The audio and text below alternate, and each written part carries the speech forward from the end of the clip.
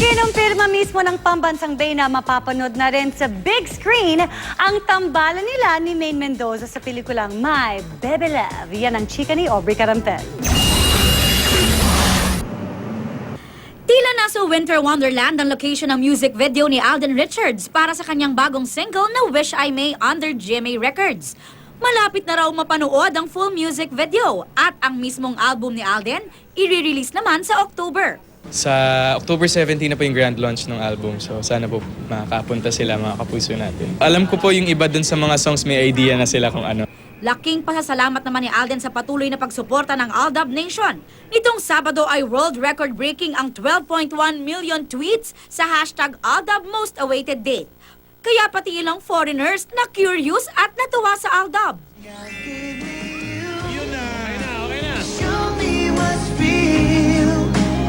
Na-excite rin si Alden na nakaabot kay Brian White, ang singer ng lagi niyang dinadub smash na God Gave Me You, ang popularidad ng Aldab at nagpahiwatig pang bibisita sa bansa.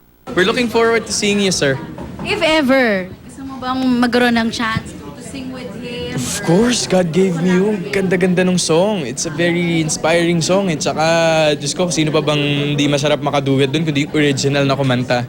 Pero mas excited daw si Alden sa pagsasama nila ni Maine Mendoza sa MMFF movie na May Bebe Love. Nakapag-shooting na raw si Alden kasama sina Vic Soto at Ay de las Alas. Sobrang enjoy kasama sila Bossing, sila Miss Ai, and syempre hindi ko pa nakakasama si Maine sa mga... Looking forward, of course. Very excited din ako talaga kung paano yung magiging on-screen chemistry namin sa movie. So excited na po talaga ako to work with her.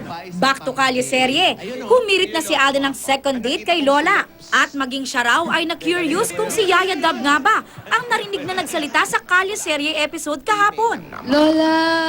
Actually, hindi ko nga alam kung sa kanya ba talaga yun eh. Yung mga taga-Itbulaga po, ayaw pa rin nilang sabihin kung sa kanya ba talaga galing yung boses. Pero parang parang sa kanya eh. Aubrey Carampel updated sa Showbiz Happenings.